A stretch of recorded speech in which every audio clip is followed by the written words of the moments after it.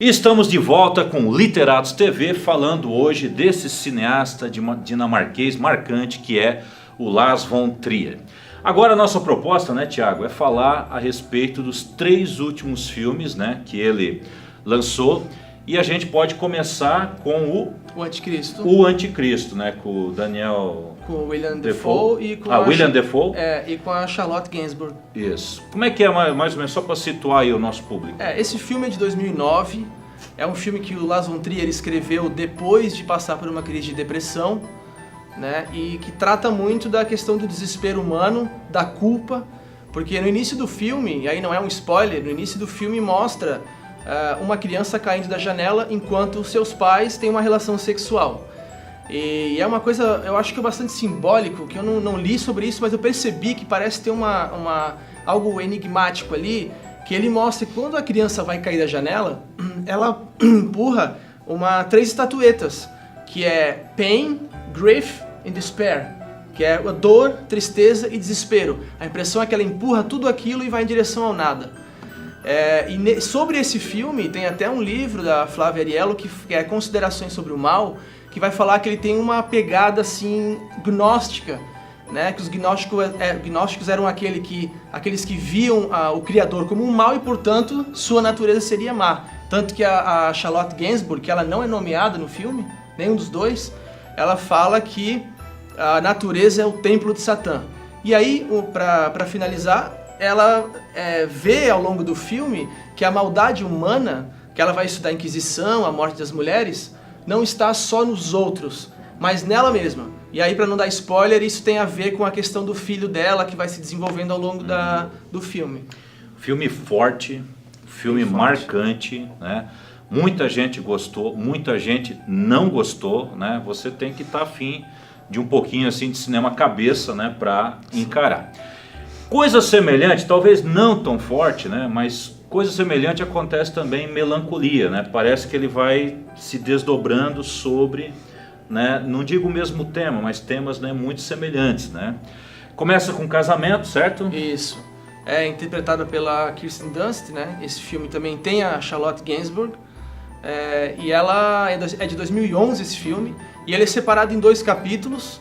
Segundo o próprio Lars von Trier, em entrevista, ele não é um filme sobre o fim do mundo, embora tenha o planeta Melancolia, que vem se aproximando da Terra, mas sim sobre o comportamento humano que lida com a preeminência do fim, né?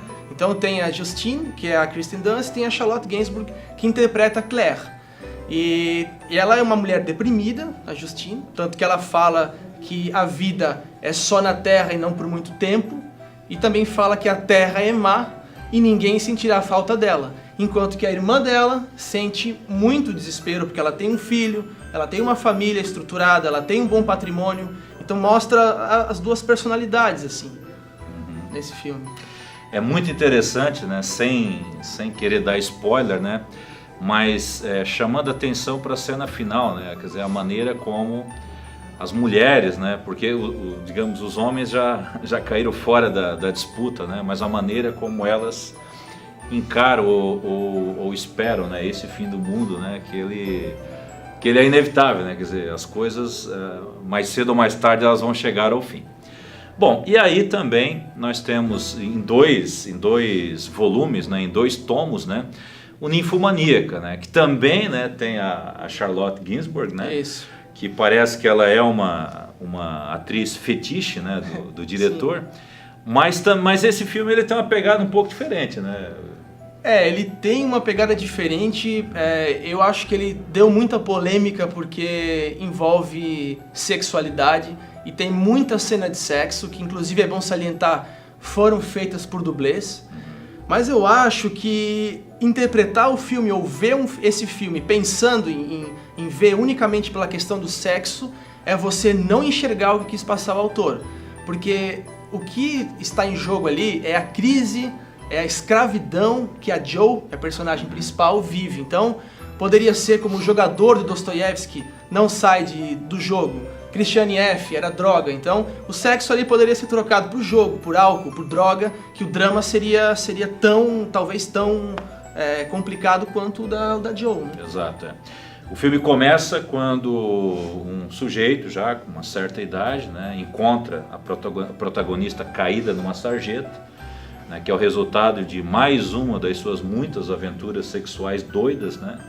E aí eles vão pro apartamento dele e começam a conversar, e ela vai contando, né, a vida toda dela relacionada, né, a essa questão da sexualidade, porque ela se entende, né, como uma ninfomaníaca também. E é muito interessante, aí divide em duas partes, né? A primeira parte, uma outra atriz, né? Ela mais jovem, né? E a segunda parte, então, ela mais madura. E aí tem tudo, né? O relacionamento com os pais, o relacionamento com, né, os homens, de alguma maneira com as outras mulheres também. Agora, me parece que ela sempre esteve sozinha, né? Na trajetória, né? Experimentando uma solidão muito grande, né? Além da solidão e também causando a tragédia na vida alheia, né? Sim. Como aquela cena da esposa que vem até o apartamento dela com as crianças e fala, é aqui que o seu pai fica. Que é uma turma, né? Então, e aí ela vem, já são atrizes que inclusive vai participar do último filme dele agora, do próximo, né? Certo. Então a Ninfomaníaca é um filme bastante forte e vai além do sexo, né?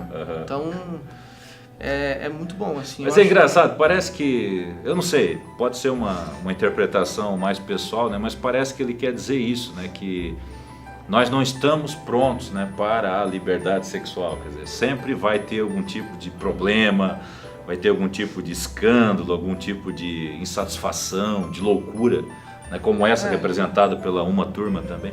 Mas falar na Uma Thurman, ela tá nesse novo filme, né? Que é como é que é o título mesmo? É o quarto que Jack construiu, que promete ser o filme mais forte do Lars von Trier. Eu sinceramente estou muito curioso, porque para ultrapassar o Ninfomaníaca, né, o Anticristo, ele vai ter que pesar a mão ali. Já está em gravação. Tem a ver com de alguma maneira, ele se baseia, né, na Divina Comédia do Dante, a parte do inferno, e tem a ver com um serial killer, é isso? Isso, é um serial killer. Pelo que eu vi, ele vai ter a morte de 5 mulheres, e ao longo desse percurso dele como serial killer, ele acaba formando uma obra de arte, né? É interessante também para as pessoas que assistem o Lars von Trier, até o programa aqui, elas podem perguntar às vezes, mas por que assistir filmes e um diretor tão louco, ou tanta tragédia?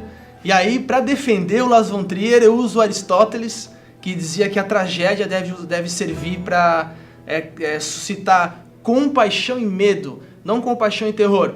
Compaixão e medo porque compaixão daquele que passa por aquilo, e medo porque ela pode chegar até a gente. Então fica aí essa é uma consideração, porque às vezes as pessoas não entendem a razão pela qual se faz as tragédias, né? Então tá aí, né, a dica do Literatos TV para você conhecer um cineasta extremamente original e, sem sombra de dúvida, polêmico. Valeu, Thiago. Obrigado. Literatos TV.